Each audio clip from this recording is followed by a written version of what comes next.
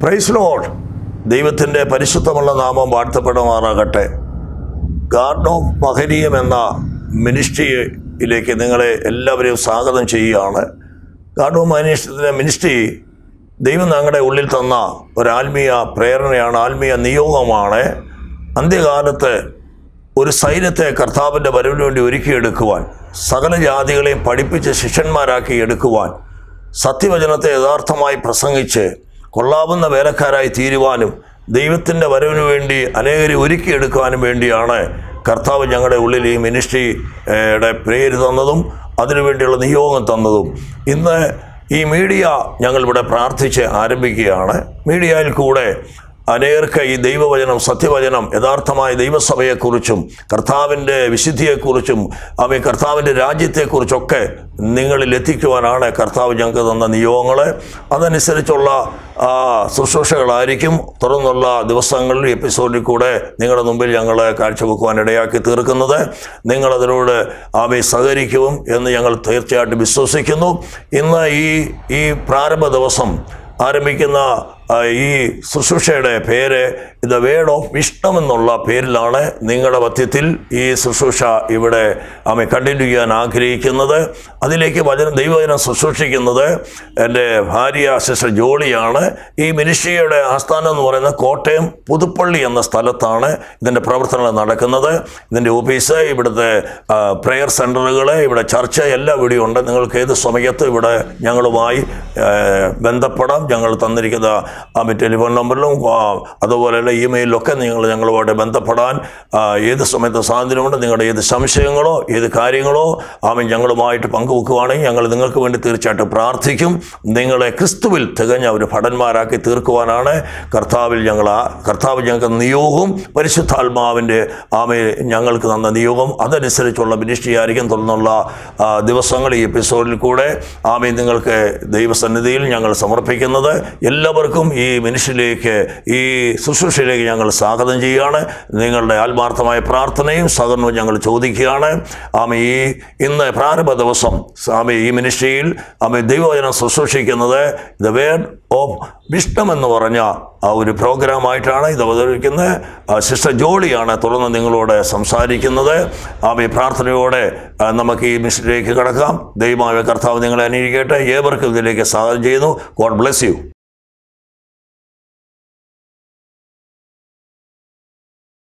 Praise the Lord. ദൈവത്തിൻ്റെ അതിപരിശുദ്ധമായ നാമം വാഴ്ത്തപ്പെടുമാറാകട്ടെ. ഇന്ന് ഈ പകൽക്കാലം കർത്താവിൻ്റെ സന്നിധിയിൽ നിൽപ്പാൻ്റെ ഗുണം ദൈവം തന്ന വലിയ കൃപയോർത്ത് ദൈവത്തെ സ്തുതിക്കുന്നു. ഞാൻ ഈ സമയത്ത് ഇവിടെ ദൈവസന്നിധിയിലായിരിക്കും ദൈവത്തിൻ്റെ കൃപ കൊണ്ട് മാത്രമാണ്. കഴിഞ്ഞ 2 വർഷം മുമ്പ് എനിക്ക് ക്യാൻസർ എന്ന രോഗത്താൽ ഞാൻ ബാധിതയായിരുന്നു. അതിനകത്തൊന്നും കർത്താവിനെ അത്ഭുതകരമായി വിടുവിച്ചു. ക്യാൻസർ കഴിഞ്ഞ് കീമോതെറപ്പി എടുക്കാനും റേഡിയേഷൻ എടുക്കാനും ഒക്കെ ഇടയായി. അതിൻ്റെ മധ്യത്തിൽ കൂടിയൊക്കെ ദൈവത്തിൻ്റെ അദൃശ്യമായ കരം എപ്പോഴും കൂടെ ഉണ്ടായിരുന്നു. യേശു എന്നോട് കൂടെ ഇരുന്ന്, അതായത് പരിശുദ്ധാത്മാവ് കൂടെ ഇരുന്ന് ആ വഴികളിലൊക്കെ എന്നെ നടത്തി. ഇന്ന് ദൈവത്തിൻ്റെ നാമത്തെ എനിക്ക് തന്ന വിടുതലുകളെ, അനേക വിടുതൽ കൂടിയാണ് ഞങ്ങളിവിടം വരെയും എത്തിയത്. എനിക്ക് തന്ന വിടുതലിനെ മറ്റുള്ളവരോട് ഘോഷിപ്പാനും മറ്റുള്ളവർക്ക് വേണ്ടി പ്രാർത്ഥിപ്പാനും തക്കവണ്ണം ഇന്ന് പകൽക്കാലം ദൈവം എന്നെ സഹായിച്ചിരിക്കുന്ന വൻ കൃപകൾക്കായ നന്ദിയോട് സ്തോത്രം ചെയ്യുന്നു. ഇതുപോലെ എന്നെപ്പോലെ കഷ്ടത്തിലായിരിക്കുന്ന അനേക ജീവിതങ്ങളുണ്ടെന്ന് ഹല്ലേലൂയ ഹല്ലേലൂയ അവർക്ക് ഒരു സാക്ഷിയായിരിക്കാൻ, അല്ലെങ്കിൽ അവർക്ക് ചൈതന്യം കൊടുക്കുവാൻ, അവർക്ക് കർത്താവിൻ്റെ വചനത്തെ പറഞ്ഞു കൊടുക്കുവാൻ തക്കവണ്ണം ദൈവം സഹായിക്കുന്ന വൻകൃപകൾക്കായ നന്ദിയോട് സ്തോത്രം ചെയ്യാണ്. അതിനകത്തുനിന്ന് കർത്താവിനെ വിടുവിച്ചു. ദൈവവചനത്തിൻ്റെ അടിസ്ഥാനത്തിൽ യെശയ്യാ 53 പറഞ്ഞിരിക്കുന്നത് പോലെ അവൻ നമ്മുടെ അകൃത്യങ്ങളെ ചുമന്നു, നമ്മുടെ രോഗങ്ങളെ വഹിച്ചു, വേദനകളെ എടുത്തു, വ്യാധികളെ എടുത്തു.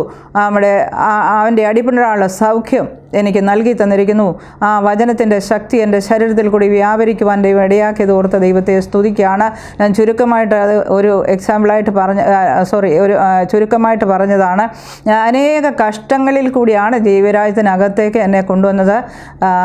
അതിൻ്റെ ഞാനൊരു യാക്കോബ വിശ്വാസത്തിൽ ഉള്ള ആളായിരുന്നു. എന്നാൽ അനേക കഷ്ടങ്ങൾ കൂടി വർഷങ്ങൾക്കുള്ള ദൈവം എന്നെ പഠിപ്പിച്ച് ജീവിത അനുഭവങ്ങൾ കൂടിയാണ് ദൈവരാജ്യത്തിൻ്റെ ഇതിലേക്ക് കൊണ്ടുവന്നത്. കർത്താവിൻ്റെ വചനം മത്തായിയുടെ സുവിശേഷത്തിൽ പറയുന്നു, മുമ്പേ അവൻ്റെ രാജ്യവും നീതിയും അന്വേഷിക്കുക, ഇതോടുകൂടി ഇതൊക്കെയും കിട്ടുമെന്ന് പറഞ്ഞു. അപ്പോൾ ആദ്യം ദൈവത്തിൻ്റെ രാജ്യത്തെക്കുറിച്ചാണ് നമുക്ക് മനസ്സിലാക്കാനുള്ളത്. അപ്പോൾ ഈ ദൈവരാജ്യത്തിനകത്തേക്ക് കടക്കുക എന്ന് പറഞ്ഞാൽ സാധാരണ മനുഷ്യർക്ക് അത് ഗ്രഹിക്കാനോ കടക്കുവാനോ എളുപ്പമായിട്ട് കഴിയത്തില്ല. നമ്മുടെ ബുദ്ധി കൊണ്ട് അതിനെ മനസ്സിലാക്കാൻ കഴിയത്തില്ല. കാരണം ഞാനും നേരത്തെ വചനം കേട്ടിട്ടുള്ളതാണ്, വചനം അനുഭവിച്ചിട്ടുണ്ട്, പ്രാർത്ഥിക്കുന്ന വ്യക്തിയാണ്, പ്രാർത്ഥനയ്ക്ക് മറുപടി ലഭിച്ചിട്ടുണ്ട്. പക്ഷേ ഞാൻ സുവിശേഷം കേട്ടിട്ടുണ്ട്, എന്നാൽ ഇതൊന്നും എനിക്ക് ഒരിക്കലും മനസ്സിലായിരുന്നില്ല. എന്നാൽ കർത്താവ് നമ്മുടെ ഹൃദയത്തെ തുറക്കുമെന്ന് പറഞ്ഞാൽ നമ്മുടെ ഇച്ഛാശക്തിയെ ഒന്ന് കീഴ്പ്പെടുത്തി കഴിയുമ്പോഴാണ്, അതിനുള്ള പരീക്ഷകൾ നമ്മുടെ ജീവിതത്തിൽ കൊണ്ടുവരുന്ന കഴിയുമ്പോഴാണ് നമ്മൾക്ക് ഈ കർത്താവിൻ്റെ ദൈവരാജ്യത്തിൻ്റെ വചനം നമ്മുടെ അകത്തേക്ക് കടക്കുവാൻ ദൈവം സഹായിക്കുന്നത്. കാരണം നമുക്ക് ഒരു കുഴപ്പവുമില്ലാതെ നമ്മൾ സുഖമായി ജീവിക്കുന്ന സമയത്ത് നമുക്ക് ഒന്നിനും കുറവില്ല, ഇതിൻ്റെ ഒന്നും ആവശ്യമില്ല, ഒരു രക്ഷയുടെ ആവശ്യമില്ല, ദൈവരാജ്യത്തിൽ കടക്കേണ്ട ആവശ്യമില്ല, ദൈവം എൻ്റെ പ്രാർത്ഥന കേൾക്കുന്നുണ്ടല്ലോ എന്നൊക്കെയായിരുന്നു എൻ്റെ ചിന്താഗതി. എന്നാൽ ദൈവം ആ ചിന്തകളെല്ലാം മാറ്റിമറിച്ചുകൊണ്ട് നാം എന്തിന് രക്ഷിക്കപ്പെടണം, എന്തിന് ദൈവരാജ്യത്തിനകത്ത് വരണം, എങ്ങനെ ക്രിസ്തുവിലായി തീരണം, എങ്ങനെ ക്രിസ്തുവിന് വേണ്ടി ജീവിക്കണം, ഇതെല്ലാം കർത്താവ് കാലാകാലങ്ങളിലായിട്ട് ഓരോ ജീവിത അനുഭവങ്ങൾ കൂടി എന്ന് പറഞ്ഞാൽ ഓരോ കഷ്ടങ്ങളിൽ കൂടിയാണ് ദൈവം പഠിപ്പിച്ച് നമുക്കിത് മനസ്സിലാക്കി തന്ന് ഇത്രത്തോളം ദൈവം ഞങ്ങളെ കൊണ്ടുവന്ന് എത്തിച്ചിരിക്കുന്നത്. ഞങ്ങൾ കുടുംബമായി ദൈവരാജ്യത്തിൻ്റെ മിനിസ്ട്രിയിലായിരിക്കുന്നു. ഇത് മറ്റുള്ളവരോടും കൂടെ അറിയിപ്പാൻ, എന്നെപ്പോലെ കഷ്ടം അനുഭവിച്ചിട്ട് വിടുതലില്ലാതെ ഇന്ന് പുറത്തോക്ക് നോക്കുമ്പോൾ അനേകർ കഷ്ടങ്ങളിൽ കിടക്കുന്നു, രോഗങ്ങളിൽ കിടക്കുന്നു, അനേക രോഗങ്ങളാൽ ബാധിക്കപ്പെട്ട് കിടക്കുന്നു, തലമുറകൾക്ക് വിടുതലില്ലാതെ കിടക്കുന്നു. ഈ അവസ്ഥയിൽ നിന്നൊക്കെ എന്നെ വിടുവിച്ച സാമ്പത്തിക ബുദ്ധിമുട്ടുകൾ, ശൂന്യതകൾ, മദ്യപാനത്തിൻ്റെ ശക്തി, കുടുംബ തകർച്ച, ഇതെല്ലാം ഞാൻ അനുഭവിച്ച ഒരു വ്യക്തിയാണ്. ഇതിനകത്തുനിന്നെല്ലാം കർത്താവിൻ്റെ കൃപ കൊണ്ട് ദൈവത്തിൻ്റെ പരിശുദ്ധാത്മാവും ദൈവം എന്നോട് കൂടെ ഇരുന്ന് ഇതിനകത്തുനിന്നെല്ലാം എന്നെ വഴിപ്പെടുത്തി എന്നെ വിടുവിച്ചു. ഈ ജീവൻ്റെ വചനം ആണ് എന്നെ ഉറപ്പിച്ച് നിർത്തിയത്. മുന്നമേ എൻ്റെ രാജ്യവും നീതിയും അന്വേഷിക്കുക, അതോടുകൂടി ഇതൊക്കെയും കിട്ടുമെന്നൊരു വചനം എനിക്ക് ലഭിച്ചപ്പോൾ ഞാൻ അന്നു മുതൽ ഈ വചനവുമായിട്ട് ദൈവത്തിൻ്റെ സന്നിധിയിൽ ഇരിക്കാൻ തുടങ്ങി. അങ്ങനെ കർത്താവിൻ്റെ പരിശുദ്ധാത്മാവ് എന്നെ വചനം കാണിച്ച് പഠിപ്പിച്ചു. സ്നാനപ്പെടുന്നതിന് മുമ്പേ തന്നെ ഒരു 3 വർഷത്തോളം ഞാൻ ദൈവസന്നിധിയിൽ പ്രാർത്ഥിക്കാനിടയായി. എൻ്റെ ജീവിത പ്രശ്നങ്ങൾ, വളരെയധികം പ്രശ്നത്തിലാണ് ഞാൻ ആയിരുന്നത്. ആ പ്രശ്നത്തിൽ ദൈവത്തിൻ്റെ സന്നിധിയിലിരുന്ന് 3 വർഷത്തോളം, അന്ന് എനിക്ക് പുതിയ നിയമമോ പഴയ നിയമമോ ഒന്നും അറിയത്തില്ല. എനിക്ക് ആകെ അറിയാവുന്ന സങ്കീർത്തനങ്ങൾ മാത്രമായിരുന്നു. എന്നാൽ ആ സങ്കീർത്തനത്തിൽ കൂടി 3 വർഷക്കാലം ഞാൻ ദൈവത്തോട് നിലവിളിച്ചു. ആ സങ്കീർത്തനക്കാരൻ നിലവിളിച്ച അതേപോലെ ഞാൻ പ്രാർത്ഥിച്ചു. എൻ്റെ അവസ്ഥകളൊക്കെയും ദൈവസന്നിധിയിൽ നിരത്തി വെച്ചു. അവൻ എൻ്റെ സങ്കടം കേട്ടു, എൻ്റെ അപേക്ഷ കേട്ടു. അങ്ങനെ ദൈവം എൻ്റെ അടുക്കലേക്ക് ഇറങ്ങി വന്നു. അങ്ങനെ 1994 ഞങ്ങൾ കുടുംബമായി സ്നാനപ്പെടുന്നത്. അന്നു മുതൽ പിന്നെയും ദൈവം എന്നെ ദൈവസന്നിധിയിലിരുന്ന് ഈ വചനങ്ങളെ പഠിപ്പിക്കാനിടയായി. അപ്പോൾ കർത്താവിനോട് പറഞ്ഞ് മുമ്പേ അവൻ്റെ രാജ്യവും നീതി അന്വേഷിക്കുക, ഇതോടുകൂടി ഇതൊക്കെയും ലഭിക്കുമെന്ന്. എന്നാൽ എനിക്ക് ദൈവത്തിനൊരു രാജ്യം ഉണ്ടെന്ന് എനിക്കറിയില്ലായിരുന്നു. ദൈവത്തിൻ്റെ രാജ്യം ഏതാണെന്ന് അറിയത്തില്ലായിരുന്നു. പക്ഷേ കർത്താവ് ഇതിനെ പഠിപ്പിച്ചുകൊണ്ടേയിരുന്നു. ഞങ്ങൾ സ്നാനപ്പെട്ട് കഴിഞ്ഞ് ദൈവസഭയിൽ ആരാധിക്കുകയും പ്രാർത്ഥിക്കുകയും ചെയ്തുകൊണ്ടിരുന്നു. ആ സമയത്ത് പരിശുദ്ധാത്മാവിൻ്റെ ശക്തിയാൽ നിറയ്ക്കുവാനിടയായി. ആത്മാവിൻ്റെ ശക്തി ലഭിച്ചു കഴിഞ്ഞപ്പോൾ രാവിലെ മുതൽ ഞാൻ ഈ വചനവുമായിട്ട് ദൈവസന്നിധിയിൽ ഇരിക്കും. കാരണം എൻ്റെ പ്രശ്നങ്ങൾ വളരെയുണ്ട്. സ്നാനപ്പെട്ടതും കൊണ്ട് പ്രശ്നങ്ങളൊന്നും മാറിപ്പോയിട്ടേ ഇല്ല. എൻ്റെ ജീവിതത്തിനൊരു വ്യത്യാസവും വന്നിട്ടില്ല. ഇതെല്ലാം കർത്താവ് ഓരോന്നോരോന്നായിട്ട് പഠിപ്പിക്കുകയായിരുന്നു. സ്നാനം എന്നാൽ എന്ത്, സ്നാനപ്പെട്ട് കഴിഞ്ഞാൽ എന്താണ് സംഭവിക്കുന്നത്, ആത്മാവിന് എന്ത് സംഭവിക്കുന്നു, ദേഹിക്ക് എന്ത് സംഭവിക്കുന്നു, ശരീരത്തിന് എന്ത് സംഭവിക്കുന്നു, ഇതെല്ലാം കർത്താവ് വേറെ ആയിട്ട് പഠിപ്പിച്ചുകൊണ്ടിരിക്കുന്നത്. അങ്ങനെ കർത്താവിൻ്റെ സന്നിധിയിലിരുന്നപ്പോൾ ദൈവം പരിശുദ്ധാത്മാവ് ലഭിച്ച ശേഷം വചനത്തെ പഠിപ്പിച്ചു. വചനം വായിക്കുവാനും അതെങ്ങനെയൊക്കെയാണ് എന്ന് മനസ്സിലാക്കി തരികയും ആത്മാവിൽ ആരാധിക്കുവാനും പ്രാർത്ഥിക്കുവാനും ദൈവം പഠിപ്പിച്ചു. പത്രോസിൻ്റെ ലേഖനം 1 പത്രോസിൻ്റെ ലേഖനം 2-ാം അധ്യായത്തിൻ്റെ അതിൻ്റെ 4-ാം വാക്യം പറയുന്നു, ജീവനുള്ള കല്ലുകളായ അവൻ്റെ അടുക്കൽ വന്നിട്ട് നാമും ജീവനുള്ള കല്ലുകൾ എന്ന പോലെ പിതാവായ ദൈവത്തിന് ആത്മീയ യാഗം കഴിക്കുവാൻ തക്ക വിശുദ്ധ രാജകീയ പുരോഹിത വർഗമാക്കി നമ്മളെ പണിയുന്നു എന്ന്.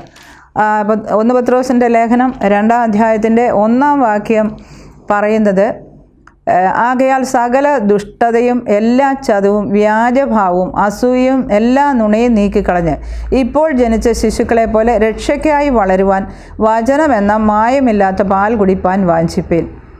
ഇപ്പോൾ ദൈവം എന്നോട് ഈ വചനം ഇടപെട്ട് കഴിഞ്ഞപ്പോൾ ഞാൻ ഈ വചനങ്ങളെ വായിക്കാൻ തുടങ്ങി. വായിക്കുക എന്ന് പറഞ്ഞാൽ വെറുതെ വായിക്കുകയല്ല, വായിക്കുന്ന ഓരോ ഭാഗങ്ങളെയും കർത്താവ് എന്നെ പഠിപ്പിക്കുകയും അതിനെ മനസ്സിലാക്കി തരികയും ചെയ്തുകൊണ്ടേയിരുന്നു. അപ്പോൾ ദൈവം ഇടപെട്ട ഒരു വാക്യമാണ് 4-ാം വാക്യം. മനുഷ്യർ തള്ളിയതെങ്കിലും ദൈവസേനയിൽ ശ്രേഷ്ഠവും മാന്യമായ ജീവനുള്ള കല്ലായ അവൻ്റെ അടുക്കൽ വന്നിട്ട് നിങ്ങളും ജീവനുള്ള കല്ലുകൾ എന്ന പോലെ ആത്മീയ ഗ്രഹമായി യേശുക്രിസ്തു മുഖാന്തരം ദൈവത്തിന് പ്രസാദമുള്ള ആത്മീയ യാഗം കഴിപ്പാൻ തക്ക വിശുദ്ധ പുരോഹിത വർഗമാകേണ്ടതിന് പണിയപ്പെടുന്നു. അപ്പം ഞാനും കർത്താവിനോട് പ്രാർത്ഥിക്കാൻ തുടങ്ങി, കർത്താവ് എന്നെ ഒരു ജീവനുള്ള കല്ലാക്കി തീർക്കണം. അന്നത്തെ പ്രാർത്ഥനയായിരുന്നു, ദൈവമേ എന്നെ ഒരു ജീവനുള്ള കല്ലാക്കി തീർക്കണം. അപ്പോൾ എൻ്റെ ജീവിതത്തിൽ അനേക പണികൾ കർത്താവ് ചെയ്യാൻ തുടങ്ങി. അപ്പോൾ കഷ്ടതയിൽ കൂടിയാണ് നമ്മളെ ഓരോരുത്തരെയും ദൈവം ചെത്തി മിനുക്കി വെടിപ്പാക്കി നമ്മുടെ അകത്തെ മനുഷ്യൻ്റെ അഴുക്കുകളും കറകളും, ഇവിടെ പറഞ്ഞു എല്ലാ അഴുക്കും ചതിവ് വ്യാജഭാവം അസൂയ എല്ലാ നുണയും നീക്കിക്കളയണം. പക്ഷേ ഇതൊക്കെ നമ്മിലുണ്ട്. ഞാൻ ഓർത്തിരുന്നത് ഞാൻ മറ്റ് തെറ്റുകളിലൊന്നും പോകുന്നില്ല, നേരായി ജീവിക്കുന്ന ഒരു വ്യക്തിയാണ്, ജോലി ചെയ്തുകൊണ്ടിരുന്നു, ജോലി ചെയ്യുന്നു, വീട്ടിൽ വരുന്നു, അല്ലാതെ ഒരു തെറ്റും ചെയ്യുന്നില്ല, അപ്പം നമ്മൾ പാപമൊന്നും ചെയ്യുന്നില്ലെന്നാണ് ഓർത്തിരുന്നത്. എന്നാൽ ഓരോ ദിവസവും ദൈവസേനയിൽ അടുക്കും തോറും വചനം വായിക്കും തോറുമാണ് മനസ്സിലാക്കുന്നത് നമ്മുടെ അകത്ത് എന്തെല്ലാം പാപങ്ങളുണ്ട്. പാപം എന്നാൽ എന്ത്, അതിക്രമം എന്നാൽ എന്ത്, അകൃത്യം എന്നാൽ എന്ത്, ഇതെല്ലാം കർത്താവ് ഓരോന്നായിട്ട് ദൈവം എന്നെ പഠിപ്പിക്കുകയും വെളിപ്പെടുത്തുകയും ചെയ്യും. ഇതൊക്കെ ഓരോന്നായിട്ട് അഴിച്ചു കളയുകയും ചെയ്യുവാനിടയാക്കിയത്. അപ്പം രണ്ട് കിങ്ഡം, രണ്ട് രാജ്യം, ഒന്ന് ദൈവത്തിൻ്റെ രാജ്യവും വേറൊന്ന് സാത്താൻ്റെ രാജ്യം, ഇത് രണ്ടും ഉണ്ടെന്ന് എനിക്ക് മനസ്സിലാകുന്നില്ല. പക്ഷേ ഞാൻ രക്ഷിക്കപ്പെട്ട് സ്നാനപ്പെട്ട് കഴിഞ്ഞ് പരിശുദ്ധാത്മാവിഷയം പ്രാപിച്ചു കഴിഞ്ഞപ്പോൾ എനിക്ക് ഭയങ്കരമായ തലവേദന, നിരന്തരം ഉണ്ടാകുന്ന തലവേദന ഉണ്ടാകുമായിരുന്നു. ആ തലവേദന എന്താണെന്ന് എനിക്കറിയത്തില്ല. തലവേദന സഹിക്കാൻ വയ്യാത്ത തലവേദന. അന്ന് കുഞ്ഞുങ്ങൾ രണ്ടുപേരും ചെറുതാണ്. ദേവദാസൻ അന്ന് 1 വർഷം കഴിഞ്ഞപ്പോൾ ബൈബിൾ കോളേജിൽ പഠിക്കാൻ പോയി. ആ സമയത്ത് എനിക്ക് സഹിച്ചുകൂടാത്ത തലവേദന, മരുന്ന് എടുക്കാൻ ഹോസ്പിറ്റലിൽ പോകാനൊന്നും സാമ്പത്തികമായിട്ട് വളരെ ഞെരുങ്ങിക്കൊണ്ടിരിക്കുന്ന സമയമാണ്. ഹോസ്പിറ്റലിൽ പോവോ ഇതൊന്നും ചെയ്യുന്നില്ല, സഹായത്തിന് മറ്റാരുമില്ല. ഞങ്ങൾ രക്ഷിക്കപ്പെട്ട് കഴിഞ്ഞപ്പോൾ പൊതുവേ നമുക്കറിയാവുന്ന പോലെ നമ്മുടെ വീട്ടുകാരും കൂട്ടുകാരും എല്ലാം നമ്മളിൽ നിന്ന് മാറിപ്പോകുമല്ലോ. അതൊന്നും എനിക്ക് അന്നത്തെ കാലത്ത് അറിയത്തില്ല, എന്തുകൊണ്ടാണ് ഇങ്ങനെ മാറി നിൽക്കുന്നത്, ദൈവം എന്നെ എന്തുകൊണ്ടാണ് ഇങ്ങനെ ഒറ്റയ്ക്കാക്കിയിരിക്കുന്നത്. അപ്പം ഞാനും കുഞ്ഞുങ്ങളും തന്നെ താമസിക്കുന്ന സമയത്ത് അതിഭയങ്കരമായ തലവേദന എനിക്കുണ്ടാകും. എന്നാൽ അത് പ്രത്യേക ദിവസങ്ങളിലും പ്രത്യേക സമയങ്ങളിലുമാണ് ഇത് കടന്നു വരുന്നത്. അപ്പോൾ ചിലപ്പോൾ സഹിക്കാൻ വയ്യാത്ത തലവേദന കടന്നു വരുന്നു. അങ്ങനെ ഞാൻ ദൈവസന്നിധിയിൽ പ്രാർത്ഥിച്ചുകൊണ്ടിരിക്കുമ്പോഴാണ് ഈ ആത്മാവിൻ്റെ ശക്തിയോടെ അല്ലാത്ത സമയത്ത്, തലവേദന ഇല്ലാത്ത സമയത്ത് ആത്മാവിൻ്റെ ശക്തിയോടെ ആരാധിച്ചുകൊണ്ടിരിക്കുമ്പോൾ ദൈവം എനിക്ക് ദർശനങ്ങളെ കാണിക്കാൻ തുടങ്ങി. അപ്പോൾ സാത്താന്യ മണ്ഡലങ്ങളിൽ നിന്നുള്ള ദർശനങ്ങളെ ദൈവം എനിക്ക് കാണിക്കാൻ തുടങ്ങി. അതുപോലെ ആത്മാവിൽ ആരാധിച്ചു കഴിഞ്ഞ് അന്യഭാഷകളിൽ കൂടി പിശാചിൻ്റെ പ്രവൃത്തികളെ അഴിക്കാൻ തക്കവണ്ണം ദൈവം ഓരോ കാര്യങ്ങളെ ദൈവം എൻ്റെ നാവിൽ കൂടി തന്നെ ദൈവം അഴിച്ചു കളയുവാൻ തക്കവണ്ണം ഇടയായി. അങ്ങനെ ആത്മമണ്ഡലത്തിൽ ആത്മീയ യുദ്ധം ചെയ്യുന്ന പ്രാർത്ഥനാ മണ്ഡലത്തിലേക്ക് ദൈവം എന്നെ ആ നാളുകളിലെല്ലാം എന്നെ ഇങ്ങനെ ഉയർത്തിക്കൊണ്ടിരുന്നു. ഞാനാണെങ്കിൽ ഇത് ഒന്നുമില്ല, ഞാൻ മന്ത്രവാദം, ഗൂഢോത്രം, ആഭിചാരം, ഇതൊന്നും നേർച്ച കാഴ്ചകളോ ഇങ്ങനെ തോന്നും ക്രിസ്ത്യാനികൾക്ക് ഫലിക്കുകയില്ല എന്ന് ഞാൻ വിശ്വസിച്ചിരുന്ന ഒരു കൂട്ടത്തിലായിരുന്നു. എന്നാൽ കർത്താവ് എന്തൊക്കെയുണ്ടെന്നും എന്താണ് സാത്താൻ്റെ രാജ്യത്തിലെ അവൻ്റെ ആയുധവർഗ്ഗങ്ങളെന്നും ദൈവരാജ്യത്തിലെ ആയുധവർഗ്ഗങ്ങൾ എന്താണെന്നും ഒക്കെ ദൈവം എന്നെ പഠിപ്പിച്ചുകൊണ്ടേയിരുന്നു. അങ്ങനെ ആത്മീയ യുദ്ധം ചെയ്യുന്ന ഒരു പ്രാർത്ഥനാ ജീവിതത്തിലേക്ക് ദൈവം എന്നെ കൊണ്ടെത്തിച്ചു. അതുകൊണ്ട് ഇതൊരു പ്രാർത്ഥനാലയാണ്. ദൈവം ഞങ്ങൾക്ക് നേരായിട്ട് ഇട്ട് തന്ന ഒരു പേരാണ്, ഇതിന് മഹനീയം എന്ന് പേരിടുമെന്ന് കർത്താവ് പറഞ്ഞു. അതാണ് ഗാർഡൻ ഓഫ് മഹനീയം എന്ന പേരിട്ട് ഇതൊരു പ്രാർത്ഥനയുടെ ഒരു കൂടാരമാക്കി മാറ്റുകയായിരുന്നു. കാരണം ഞാൻ ഒറ്റയ്ക്കാണ് അവിടെ ഇരിക്കുന്നത്, എൻ്റെ കൂട്ടത്തിലിരിക്കാൻ എനിക്കങ്ങനെ പൊതുവെ ആരെയും അറിയത്തില്ല. അതുകൊണ്ട് ഞാൻ ഇരുന്ന് പ്രാർത്ഥിക്കുമ്പോൾ വളരെ ദൈവസാന്നിധ്യം അനുഭവിക്കും, ആത്മാവിൻ്റെ ശക്തി അനുഭവിക്കും. പരിശുദ്ധാത്മാവ് എന്നെ ഇറങ്ങി വന്ന് വചനം കാണിച്ചു തരും. പ്രവചന പുസ്തകങ്ങളെയൊക്കെ ദൈവം എന്നെ പഠിപ്പിക്കുകയാണ്, പുതിയ നിയമങ്ങളെ പഠിപ്പിക്കുകയാണ്. എന്തൊക്കെ വായിക്കണമെന്ന് കർത്താവ് പറഞ്ഞെന്ന് പഠിപ്പിക്കുകയാണ്. അതാത് ദിവസത്തെ എൻ്റെ ബുദ്ധിമുട്ടുകൾക്കനുസരിച്ചാണ് ദൈവം എന്നെ എന്ത് ചെയ്യുന്നത്, അതാത് വചനം കാണിച്ചു തരികയും അതുപോലെ പ്രാർത്ഥിക്കാനിരിക്കുമ്പോൾ ആത്മാവ് വെളിപ്പാടുകളെ തരുന്നു, ബന്ധനങ്ങളെ അഴിക്കുന്നു, അതിൽ നിന്ന് ഞങ്ങൾക്ക് വിടുതൽ ലഭിക്കുന്നു. എന്നാൽ ഭൗതികമായിട്ട് ഞങ്ങൾക്ക് നോക്കുമ്പോൾ അന്ന് വിടുതലുകളായിട്ടൊന്നും കാണുന്നില്ല. വളരെ കഷ്ടങ്ങളും രോഗങ്ങൾ അനർത്ഥങ്ങളും ഒക്കെ കൂടെ ആ സമയത്ത് കടന്നു പോകുന്നത്. സാമ്പത്തിക ബുദ്ധിമുട്ടുകൾ വളരെയുണ്ട്. എന്നാൽ ഇത് ആത്മീയ ലോകത്തിലെ ഒരു വളർച്ചയാണെന്നൊന്നും എനിക്ക് അന്ന് അറിയത്തില്ലായിരുന്നു. എന്നാൽ ഇപ്പോഴാണ് അതിൻ്റെ പൂർണ്ണതയിൽ എങ്ങനെയാണ് നമ്മുടെ പഴയ മനുഷ്യനെ ഉരിഞ്ഞു കളഞ്ഞിട്ട് യേശു ക്രിസ്തു അകത്ത് വന്നിട്ട്, പരിശുദ്ധാത്മാവ് അകത്ത് വന്നിട്ട് ആ ക്രിസ്തു എന്ന ആ നമ്മുടെ ക്രിസ്തുവിൽ കൂടി നമുക്ക് ലഭിച്ച ആ പുതുജീവൻ അല്ലെ ആ പുതിയ സൃഷ്ടിപ്പ് എങ്ങനെയാണ് വളർത്തിയെടുക്കുന്നതെന്ന് ആ ചെറുപ്പകാലം മുതലേ സ്നാനപ്പെട്ട ശിശുത്വം ആ കാലം മുതലേ ദൈവാത്മാവ് എൻ്റെ അകത്തിരുന്ന് പഠിപ്പിക്കാൻ തുടങ്ങി. അതുകൊണ്ടാണ് ഇത് ഒരു പ്രാർത്ഥനാലയമാണ്. ഇന്ന് അനേകർക്കും വന്ന് പ്രാർത്ഥിക്കുക എന്ന് പറഞ്ഞാൽ വെറുതെയുള്ളൊരു പ്രാർത്ഥനയല്ല. ദൈവമക്കളായിട്ട് കടന്നു വന്ന് ദൈവരാജ്യത്തിന് അകത്ത് കടന്നു വന്നു കഴിയുമ്പോൾ ദൈവത്തിൻ്റെ പരിശുദ്ധാത്മാവിൻ്റെ ഒരു പ്രവൃത്തിയാണ്. ഗോതമ്പ് മണി നിലത്ത് വീണ് ചാകുന്നില്ല എങ്കിൽ തനിയായിരിക്കും, ചത്തുവെങ്കിലോ ഫലം കായ്ക്കും. അപ്പോൾ ദൈവം ആഗ്രഹിക്കുന്ന ഒരു വ്യക്തി ദൈവരാജ്യത്തിനകത്ത് കടന്നു വന്നാൽ അവൻ ഫലം കൊടുക്കുന്നവരായിരിക്കണമെന്നാണ്. അപ്പോൾ ആ ഫലം കൊടുക്കാൻ വേണം പരിശുദ്ധാത്മാവ് നമ്മുടെ പുറമേ ഉള്ളതിനെ ആദ്യം അഴിക്കുക ചെയ്യുന്നത്. കുറേശ്ശെ ആയിട്ട് അഴിച്ച് കളയും. ആ പുറമേ ഉള്ളതിനെ അഴിച്ചു കളഞ്ഞിട്ട് അകത്തൊരു സൃഷ്ടിപ്പുണ്ട്. ആ സൃഷ്ടിപ്പ് അത് നമ്മുടെ ആത്മാവും ദൈവത്തിൻ്റെ ആത്മാവും നമ്മുടെ ദേഹീ മണ്ഡലം, നമ്മുടെ ചിന്ത, ഇച്ഛാശക്തി, ഇമോഷൻ, ഇമാജിനേഷൻ, തിങ്കിങ് ഇങ്ങനെയുള്ള ആ ഭാഗങ്ങളും കൂടിയ ഒരു അകത്തൊരു പുതു മനുഷ്യനെ സൃഷ്ടിച്ച് അതിൻ്റെ വളർച്ചയാണ് ദൈവം ആഗ്രഹിക്കുന്നത്. ആ വളർച്ചയാണ് ഈ വചനത്തിൽ കൂടി, പുതിയ നിയമത്തിൽ കൂടി ദൈവം നമ്മളെ പഠിപ്പിച്ചുകൊണ്ടിരിക്കുന്നത്.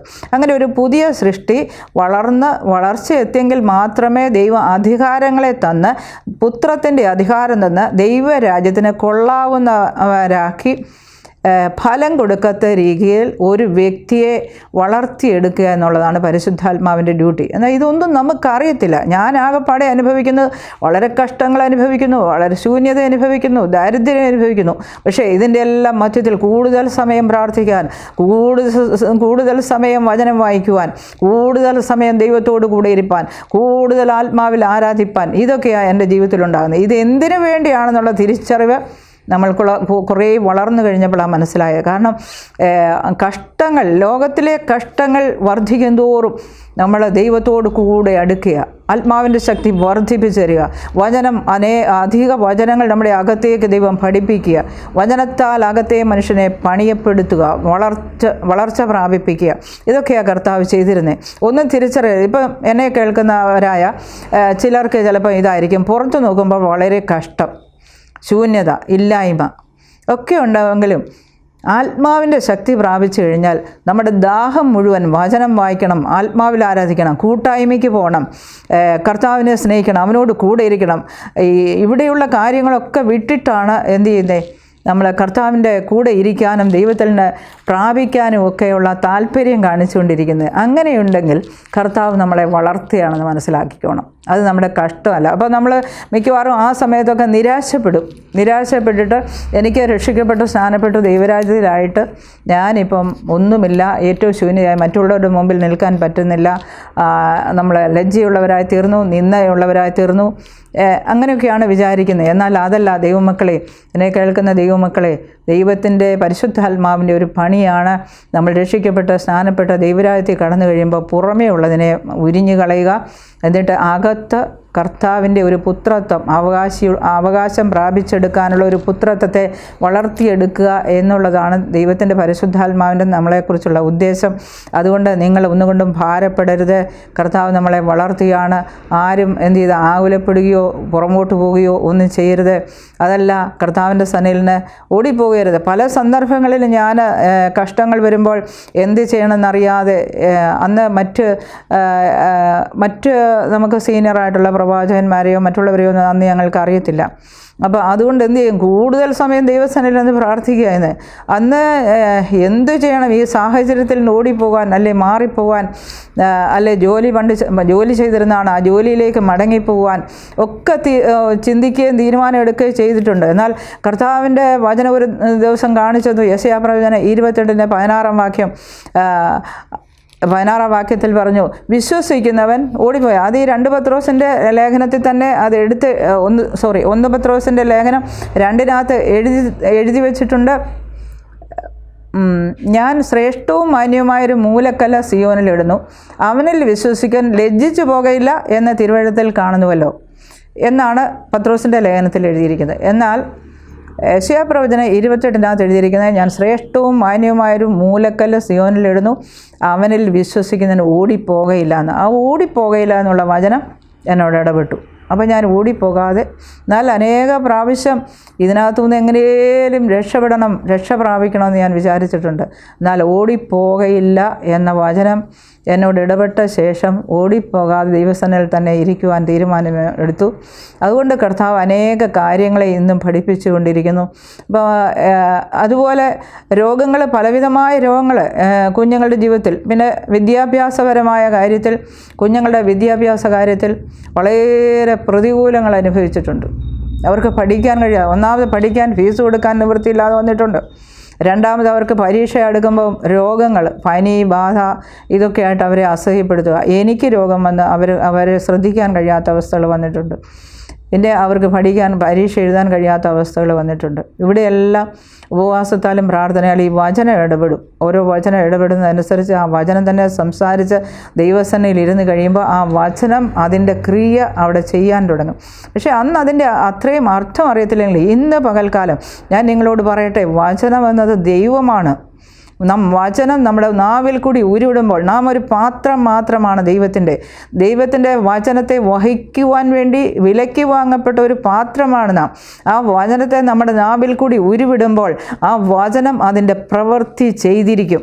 അങ്ങനെയാണ് നമ്മൾ മറ്റുള്ളവരിൽ ആശ്രയിക്കോ മറ്റു കാര്യത്തിനോ പോകാതെ ദൈവത്തിൽ മാത്രം ആശ്രയിച്ചാൽ ദൈവത്തിൻ്റെ വചനം നമുക്ക് തരുന്ന വചനം അത് നമ്മുടെ നാവിൽ കൂടി ഡിക്ലെയർ ചെയ്ത് കഴിയുമ്പോൾ, അല്ലെ പ്രൊക്ലൈം ചെയ്ത് കഴിയുമ്പോൾ ആ വചനം അതിൻ്റെ പ്രവൃത്തി ചെയ്തു തരും. ഇല്ലാത്തതിനെ ഉള്ളതിനെ പോലെ വിളിച്ചു വരുത്തുന്ന ദൈവത്തിൻ്റെ ശക്തി, ആ വചനത്തിൻ്റെ ശക്തി അതിനകത്തൂടെ എന്ത് ചെയ്യും, വെളിപ്പെട്ട് അതിൻ്റെ ഫലം കാണിക്കുവാനിടയാകും. അങ്ങനെ ജീവിതത്തിൽ ഒരുപാട് പ്രാവശ്യം ഈ വചനം മാത്രം ഉരുവിട്ട് ജീവിച്ച സന്ദർഭങ്ങളുണ്ട്. മുന്നമേ എൻ്റെ രാജ്യവും നീതി അന്വേഷിക്കുക, ഇതോടുകൂടി ഇതൊക്കെയും തരാമെന്ന് പറഞ്ഞു. അപ്പോൾ ആ മത്തായിയുടെ സുവിശേഷത്തിൽ തന്നെ അതിനകത്ത് എഴുതിയിരിക്കുന്നു, ആഹാരത്തേക്കാൾ വലുതാണ് ശരീരം, ആഹാരത്തേക്കാൾ വലുത് ജീവനും ഉടുപ്പിനേക്കാൾ വലുത് ശരീരവുമാണ്. അപ്പം ഞങ്ങൾക്ക് ആഹാരത്തിൻ്റെ ബുദ്ധിമുട്ടുണ്ടാകുന്നുണ്ട്, കുഞ്ഞുങ്ങൾക്ക് ഉടുപ്പ് വാങ്ങിക്കുവാനുള്ള ബുദ്ധിമുട്ടുകളുണ്ട്. ഈ കാര്യങ്ങളൊക്കെ വെച്ച് ഞാൻ പ്രാർത്ഥിക്കുമ്പോഴാണ് ദൈവം എന്നോട് ഇടപെട്ടത്, ആ വചനം ഇടപെട്ടെ, ആഹാരത്തേക്കാൾ വലുതാണ് ജീവൻ, ഉടുപ്പിനേക്കാൾ വലുതാണ് ശരീരം. അപ്പോൾ ഇതിൻ്റെ അർത്ഥം അന്ന് മനസ്സിലായില്ല. ഞാൻ ഈ വചനം തന്നെ എന്ത് ചെയ്തു, സംസാരിച്ചു കൊണ്ടേയിരുന്നു. കർത്താവെ, അങ്ങനെയെങ്കിൽ ആ ആഹാരത്തേക്കാൾ വലുതായ ശരീരം ദൈവം, അപ്പോൾ ഞങ്ങൾക്ക് വേണ്ടുന്ന ആഹാരം, അപ്പം ദൈവം അതിനെല്ലാം ഒരു ക്രമം വെച്ചു, മിനിമമായിട്ടുള്ളൊരു ആഹാരക്രമം. അതുപോലെ വസ്ത്രങ്ങൾ, പുതിയ വസ്ത്രങ്ങളൊന്നും എടുക്കാൻ കഴിയാത്ത അവസ്ഥകൾ ജീവിതത്തിൽ വന്നിട്ടുണ്ട്. അവിടെയൊക്കെയും ദൈവം ഞങ്ങൾക്ക് വേണ്ടതിനെ മാത്രം തന്നുവെങ്കിലും അതിലൊക്കെയും ഞങ്ങളുടെ ശരീരത്തെയും ജീവനെയും ദൈവം പരിപാലിച്ചു. കാരണം ശത്രുവിൻ്റെ തന്ത്രങ്ങൾ കടത്തിവിട്ട് അനേക രോഗങ്ങളും ബാധകളും ഞങ്ങളുടെ ജീവിതത്തിൽ വന്നിട്ടുണ്ട്. അവിടെയൊക്കെയും കർത്താവ് അത് തെളിയിച്ചു തന്നു. ഇത് ദൈവത്തിൻ്റെ പരിശുദ്ധാത്മാവിൻ്റെ ശക്തിയോടെ പ്രാർത്ഥിക്കുകയും ആരാധിക്കുകയും ചെയ്തുകൊണ്ടിരിക്കുമ്പോൾ ആ ശക്തികളെയൊക്കെ ദൈവം എന്ത് ചെയ്തു, ദൈവം എഴുന്നേൽക്കുമ്പോൾ ശത്രു ചിതറിപ്പോകുമെന്ന് പറഞ്ഞ പോലെ ദൈവം ആ ശക്തികളെയൊക്കെയും ചിതറിച്ച് കളയുവാനിടയാക്കി. അപ്പോൾ ജീവൻ, മരണകരമായ അവസ്ഥകൾ, രോഗങ്ങൾ ഞങ്ങളുടെ ജീവിതത്തിൽ വന്നിട്ടുണ്ട്. ആക്സിഡൻറ്റുകൾ പല പ്രാവശ്യം വന്നു. കുഞ്ഞുങ്ങൾ സ്കൂളിൽ പോകുന്ന വാഹനങ്ങളെ ആക്സിഡൻറ്റിനകത്താക്കിയിട്ടുണ്ട്. ഇതൊക്കെ തലേ ദിവസമേ ദൈവസന്നിധിയിൽ നിന്ന് പ്രാർത്ഥിക്കുമ്പോൾ ദൈവം അത് കാണിച്ചു തന്ന് അത് മാറിപ്പോകാനിടയായിട്ടുണ്ട്. അങ്ങനെ വളരെ അത്ഭുതങ്ങളിൽ കൂടി, ഈ വചനത്തിൽ കൂടി ജീവിക്കുമ്പോൾ ദൈവം അത്ഭുതങ്ങളിൽ കൂടിയാണ് നടത്തുന്നത്. അതുകൊണ്ട് കർത്താവിൻ്റെ വചനമാണ് നമുക്ക് ഏറ്റവും നല്ലത്. കർത്താവ് പറഞ്ഞു, എൻ്റെ അടുക്കൽ വരിക, ജീവൻ പ്രാപിക്കേണ്ടത് നിങ്ങൾ എൻ്റെ അടുക്കൽ വരുവാൻ പറഞ്ഞു. അപ്പോൾ ജീവൻ പ്രാപിക്കണം, നിത്യജീവൻ പ്രാപിക്കണമെന്നുണ്ടെങ്കിൽ നാം ആരുടെ അടുക്കിലേക്ക് മടങ്ങി ചെല്ലണം? നമ്മൾ ഈ ദൈവവചനമായി കർത്താവിൻ്റെ സന്നിധിയിൽ ഇരിക്കുകയാണെങ്കിൽ ദൈവം നമ്മളെ പഠിപ്പിക്കും. ദൈവം നമ്മളെ അവൻ്റെ ഇഷ്ടപ്രകാരം ജീവിക്കുവാൻ നമ്മളെ ഇടയാക്കും. അതിനുവേണ്ടി നമ്മളെ തന്നെ സമർപ്പിക്കുക. നമ്മുടെ കുടുംബങ്ങളെ സമർപ്പിച്ച് കഴിയുമ്പോൾ നമ്മുടെ മുഴുവനായിട്ട് നമ്മൾ സമർപ്പിക്കുക. എന്നോട് ഒത്തിരി പ്രാവശ്യം കർത്താവ് പറഞ്ഞിട്ടുണ്ട്, നീ സമർപ്പിക്കാമെന്ന്. അപ്പോൾ എങ്ങനെ സമർപ്പിക്കണമെന്ന് എനിക്കറിയില്ല. ഞാൻ എല്ലാം സമർപ്പിച്ചു കൊടുത്തു. അപ്പോൾ ആദ്യത്തെ കാലങ്ങളിലൊന്നും എനിക്ക് ഈ ആത്മാവ്, ദേഹി, ശരീരങ്ങളെ എങ്ങനെ സമർപ്പിക്കാൻ എനിക്കന്ന് അറിയില്ലായിരുന്നു. പക്ഷെ കർത്താവ് പറയും സമർപ്പിക്കാൻ. ഞാൻ ഒടുക്കം പറഞ്ഞ് ഞാൻ എല്ലാം സമർപ്പിച്ച് ഇനി എന്താണ് സമർപ്പിക്കേണ്ടത്? അപ്പം പിന്നെയാണ് എനിക്ക് റോമാലേഖനം 12 എഴുതിയിരിക്കുന്ന പോലെ നിങ്ങളുടെ ശരീരങ്ങളെ ജീവനും വിശുദ്ധിയും ദൈവത്തിന് പ്രസാദവുമുള്ള യാഗമായി സമർപ്പിക്കുക എന്നാണ് കർത്താവ് ഉദ്ദേശിക്കുന്നത്. അപ്പം നമ്മുടെ അകത്തെ മനുഷ്യൻ്റെ സമർപ്പണമാണ് ദൈവം ഏറ്റവും കൂടുതലായിട്ട് ആഗ്രഹിക്കുന്നത്. കാരണം നമ്മുടെ ചിന്ത, ഇച്ഛാശക്തി, നമ്മുടെ വികാരങ്ങൾ, ഇതൊക്കെ എന്തു ചെയ്യണം? ദൈവത്തിൻ്റെ പരിശുദ്ധാത്മാവിന് കീഴടക്കി കൊടുക്കാനാണ് ദൈവം ആഗ്രഹിക്കുന്നത്. ആത്മാവിനാൽ മാത്രമേ നമുക്ക് ഇങ്ങനെയുള്ളൊരു ജീവിതത്തിലേക്ക് കടക്കുവാൻ കഴിയത്തുള്ളൂ, അല്ലെ ഇങ്ങനെയുള്ളൊരു പ്രാർത്ഥനാ ജീവിതത്തിലേക്ക് കടക്കുവാൻ കഴിയത്തുള്ളൂ. ദൈവം ഞങ്ങളെ അങ്ങനെയുള്ള ഒരു പ്രാർത്ഥനാ ജീവിതത്തിൽ കൂടി കടത്തിയാണ് ദൈവത്തിൻ്റെ ഇഷ്ടത്തിന് വേണ്ടി ഞങ്ങളെ തന്നെ സമർപ്പിക്കുവാൻ, അല്ലെ തലമുറകളെ സമർപ്പിക്കുവാൻ, നമ്മുടെ കുടുംബജീവിതത്തെ സമർപ്പിക്കുവാൻ, നമ്മുടെ ദൈവസഭയെ സമർപ്പിക്കുവാനൊക്കെ ദൈവം പഠിപ്പിച്ചത്. ഇത് ഒരു ചുരുക്കകാലങ്ങളിലെ ക്രിയ അല്ല. കർത്താവ് നമ്മളെ വളരെ ദീർഘനാളുകൾ കൊണ്ടാണ് ദൈവത്തിൻ്റെ പുത്രന്മാരാക്കി ദൈവത്തിൻ്റെ ഇഷ്ടത്തിനൊത്തവണ്ണം, ദൈവഹിതത്തിനൊത്തവണ്ണം നമ്മുടെ മനസ്സിനെ രൂപാന്തരപ്പെടുത്തി എടുക്കുന്ന ഒരു പ്രക്രിയ എന്ന് പറയുന്നത് ഒരു പെട്ടെന്ന് സംഭവിക്കുന്ന ഒരു കാര്യമല്ല. നമ്മുടെ ജീവിത അനുഭവങ്ങളിൽ കൂടി ക്രമേണയായി ഒരു ശിശു വലുതായി വളർന്നതുപോലെ തന്നെ നമ്മുടെ ജീവിത അനുഭവങ്ങളിൽ കൂടി വരേണ്ടിയ ഒരു പ്രക്രിയ അത് കർത്താവ് നമ്മളിൽ കൂടി ചെയ്തെടുക്കും. നമുക്ക് ചെയ്യാനുള്ളത് നാം കർത്താവിനെ രക്ഷിതാവായി സ്വീകരിക്കുക. കർത്താവിൻ്റെ വചനം നമ്മളോട് ഇടപെടുമ്പോൾ നമുക്ക് മനസ്സിൽ നമ്മുടെ വചനം നമ്മുടെ ഹൃദയത്തിലാണ് രൂപാന്തരം കൊള്ളേണ്ടത്.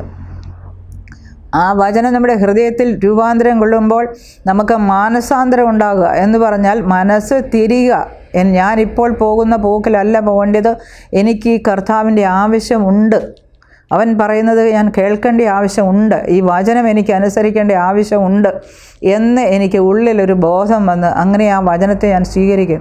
ആ കർത്താവിനെ രക്ഷിതാവായി സ്വീകരിച്ച് കർത്താവിനോട് ചേരുവാൻ, ക്രിസ്തുവിനോട് ചേരുവാൻ, സ്നാനപ്പെടുവാൻ നമ്മളെ തന്നെ സമർപ്പിച്ചു കൊടുത്ത് ഇതെല്ലാം കർത്താവായിട്ട് നമ്മളിൽ കൂടി ചെയ്യുന്ന ഒരു പ്രക്രിയ. ആ സ്നാനപ്പെട്ട് കഴിയുമ്പോൾ നാം കർത്താവിനോട് കൂടെ ഉയർത്തെഴുന്നേറ്റ് സ്വർഗത്തിൽ കർത്താവിനോടുകൂടി ഇരുത്തുക. നമ്മുടെ ആത്മാവ് കർത്താവിനോടുകൂടെ ഒരേ ആത്മാവായി.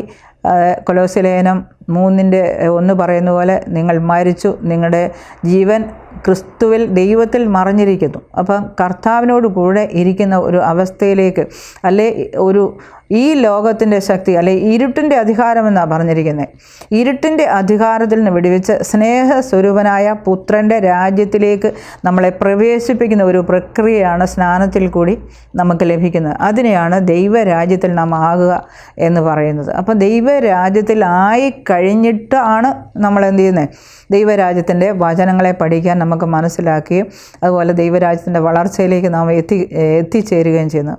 അപ്പോൾ ദൈവരാജ്യത്തിലാക്കി കഴിയുമ്പോൾ നമുക്ക് അധികാരങ്ങളുണ്ട്, അവകാശങ്ങളുണ്ട്. അപ്പോൾ ഈ അധികാരവും അവകാശം നാം ജനിക്കുമ്പോൾ തന്നെയുണ്ട്. പക്ഷേ ശിശു ആയിരിക്കുമ്പോൾ നമുക്ക് ദൈവരാജ്യത്തിൻ്റേതായിട്ടുള്ള അവകാശങ്ങൾ ഒന്നും എടുത്ത് ഉപയോഗിക്കാൻ നമുക്കറിയില്ല. അതിൻ്റെ ജ്ഞാനം വേണം, അതിൻ്റെ അറിവ് വേണം, അതിൻ്റെ വളർച്ച വേണം.